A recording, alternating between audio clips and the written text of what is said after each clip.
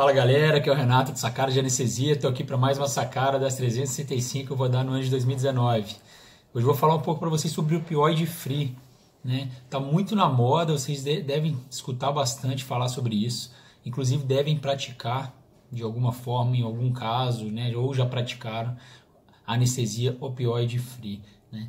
E o que tem de evidência, o que não tem de evidência? Renato, e qual é a sua opinião? Você usa opioid free, você não usa?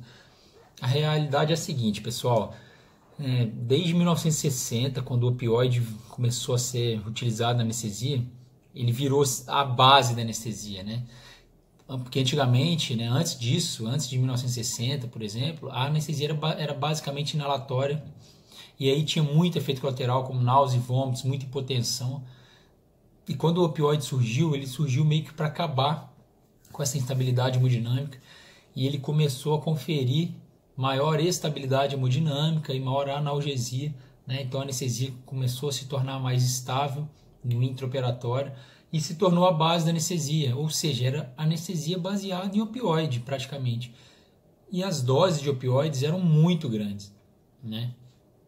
E depois de um tempo, depois que foi surgindo outras medicações, a ketamina na década de 70, enfim, mais para frente os agonistas alfa-2, né, na década de 90, né, e outros adjuvantes mais, a anestesia começou a ficar multimodal, né, e depois com essa epidemia, né, nos Estados Unidos, consumo exacerbado, né, de opioides nos Estados Unidos, acontecendo até um problema de saúde pública muito grave, né, com muitas mortes por overdose nos Estados Unidos, enfim, surgiu uma campanha, principalmente começando por lá, né, de poupar opioide. E aí, concomitantemente a isso, começou a surgir alguns trabalhos mostrando que o opioide confere imunossupressão, que aumenta náuseas e vômitos, que dá ilho paralítico, que diminui, né, o tempo, né, do recovery, ou seja, aumenta o tempo do recovery, né, você aumenta aí o tempo de recuperação do paciente. Mas o que o opioide faz, além da imunossupressão? Aí começaram a surgir umas teorias, né, de que, né, principalmente em alguns ensaios in vitro, em animais, de que o opioide poderia aumentar a chance de metástase ou as chances de recorrência do câncer, principalmente, né, durante as cirurgias oncológicas. E aí começou a ter uma corrente contra o opioide, começaram a taxar o opioide como vilão, né?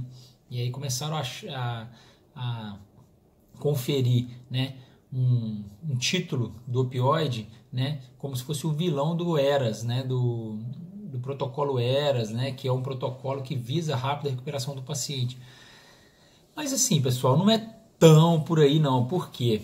Porque o opioide, hoje em dia, ele está sendo visto como um adjuvante da anestesia.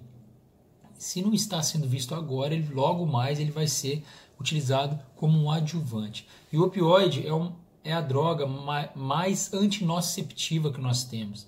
Então é difícil a gente falar assim, pô, vamos taxar o opioide como vilão, vamos tirar o opioide da anestesia, vamos fazer tudo opioide free, né, para acelerar a recuperação do paciente, não termos efeitos colaterais, acabar com o problema de epidemia nos Estados Unidos e acabar com a recorrência de câncer. Não é muito bem assim, não existe evidência suficiente para falar que o opioide é o causador do câncer ou da metástase, né? Causador do câncer não, mas causador da recorrência de câncer ou de metástase, de aumentar o risco de metástase, enfim. Ou que o opioide é isso ou aquilo. Na verdade, o opioide causa imunossupressão, isso é sabido, mas em doses altas, né? E quanto mais você usa o opioide no intraoperatório, mais dor você tem no pós-operatório. Isso também está intimamente relacionado, inclusive trabalhos mostram isso, e também tem a chance da hiperalgesia induzida por opioide, que também é uma coisa horrível. Então, mas em doses pequenas, como adjuvante, o opioide não causa efeito colateral assim, não aumenta a chance de náusea e vômitos, né, o risco de náusea e vômitos, até porque com a anestesia venosa total hoje em dia, a chance de náusea e vômito no pós-operatório é muito baixa, principalmente se você usa doses baixas de opioide. Então, é difícil hoje sacar fora o opioide, né? e introduzir a anestesia opioide free. Com a anestesia opioide free você usa muitos adjuvantes. Uma anestesia que tem como carro-chefe um alfa-2 agonista e um bloqueio, né? Então, com isso a gente tem mais incidência de hipotensão com a anestesia opioide free. E aí, portanto, maior incidência de droga vasoativa, uso de droga vasoativa. Então, pessoal, assim, existem algumas indicações mais precisas para opioide free, tipo uma apneia de sono grave, ou grandes obesos, né? Mas abdicar do opioide de uma vez por todas é bem difícil. Inclusive, você pode até fazer um opioide free com bloqueio, enfim, mandar o paciente com catéter para a enfermaria, mas tem chance desse catéter migrar, de sair, de não ficar legal e acabar tendo que usar opioide. Então, assim, de qualquer forma, no período perioperatório, muito provavelmente vai precisar usar opioide, ou então vai precisar pelo menos ter na prescrição um opioide de resgate forte, porque se o paciente depender de um bloqueio, de um catéter, e esse catéter sair no meio da noite, ou acotovelar, ou ficar obstruído, enfim, qualquer coisa, você tem como, né, tirar a dor do paciente. E a gente sabe também que dor, né, é inflamatória, é imunossupressora, né, aumenta sim o tempo de internação, aumenta a incidência de infecção e provavelmente também aumenta a recorrência de câncer. Então toda imunossupressão aumentaria teoricamente a recorrência de câncer. Então você não pode deixar o paciente com dor, também não pode deixar o paciente abarrotado de opioide. Então vamos balancear aí, pessoal, fazer um balanço, fazer um equilíbrio, ter um equilíbrio disso tudo, tá? Então pensem só o seguinte, a sacada de hoje é essa: use o opioide o mínimo possível, né? Mais como adjuvante do que como base da anestesia, e aí eu acho que vocês vão ter um sucesso maior e vão estar indo de acordo aí com o que a literatura está falando, tá? Agora, abdicar o opioide para todas as cirurgias, o opioide free para todo mundo, eu não concordo, eu acho que a literatura também não diz isso ainda, pode ser que daqui alguns meses ou anos, né, a gente pode realmente ter uma evidência forte de que a anestesia opioide free confere melhor prognóstico, tanto a nível aí de dor, de recorrência de câncer, de recuperação, enfim, tá? Mas utilizando opioide como adjuvante, né, como anestesia multimodal, por ser a droga com maior poder antinociceptivo que a gente tem, não é... Acho que seria precoce demais a gente taxar aí o opioide como vilão. Tem tanta coisa que melhora a recuperação do paciente, né? O próprio cuidado pré-operatório, né? A preparação pré-operatória do paciente, né? Trazer o paciente para a cirurgia no melhor momento, abreviação de jejum, controle de hipotermia na sala, né?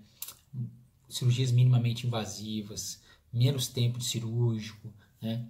E bloqueios regionais para diminuir o estresse cirúrgico. Tem tanta coisa que a gente pode fazer aí, né? A realimentação precoce, que a gente pode fazer para diminuir aí essa morbidade do paciente. Então a gente não pode taxar o opioide como o único causador do grande mal no período perioperatório. Tem muita coisa envolvida. Beleza, pessoal? Então, a sacada de hoje é essa. Comece a enxergar o opioide mais como adjuvante hoje em dia do que como base da sua anestesia, que eu acho que esse é o caminho, tá bom? Se você curtiu esse vídeo, dê um like, tá? Se inscreva no canal para quem não se inscreveu, compartilhe, comente aí nos comentários, faça perguntas para a gente discutir mais sobre anestesia, que acho que aí todo mundo ganha com isso, tá bom? E me acompanhe nessa saga aí dos 365 vídeos desse ano. Um grande abraço, fique com Deus, até mais.